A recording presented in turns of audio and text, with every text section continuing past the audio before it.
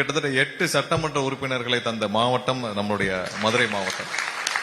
ஒரு கவுன்சிலர் 10 கோடி 15 கோடி சம்பாதிக்காத கீழே சம்பாரிச்ச ஒரு கவுன்சிலர் சொல்லுங்க.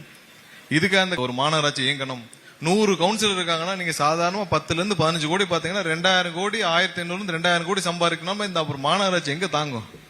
மொத்த பட்ஜெட்டே நீங்க இன்னைக்கு 4500 கோடி இருந்தால் மதுரை மாநகராட்சிக்கு முழுவதும் டிரைனேஜ் சிஸ்டம், சீவேஜ் சிஸ்டம் ப்ராப்பரா அடுத்த ஒரு 50 ஆண்டுகளுக்கு எந்தவித சிரமமும் இல்லாமல் கொண்டு வர முடிய திட்டம் 4500 கோடி இருந்தால் செய்ய முடியும். கடந்த 5 ஆண்டுல இந்த திமுக கவுன்சிலரும் மற்ற கவுன்சிலரும் சேர்ந்து சம்பாரிச்சது அதை விட அதிகம். அப்புறம் எப்படி மாநகராட்சி தாங்கும்? அதை எப்படி சரி பண்ண முடியும்?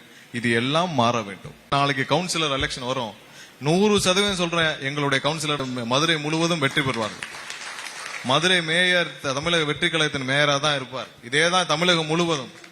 அப்ப வந்தப்ப பாப்பீங்க, என்னடா போன வாரம் வரைக்கும் கவுன்சிலர் எல்லாம் 100 ரூபாய் வீட்டுக்கு வசூல் பண்ணிட்டு இருந்தாங்க, கடைக்கு வசூல் பண்ணிட்டு இருந்தாங்க, தெருவோர வியாபாரிகளை கூட விட்டு வரல, அங்கேயும் திமுக கவுன்சிலர் எல்லாம் 100 200 வசூல் பண்ணிட்டு இருந்தாங்க.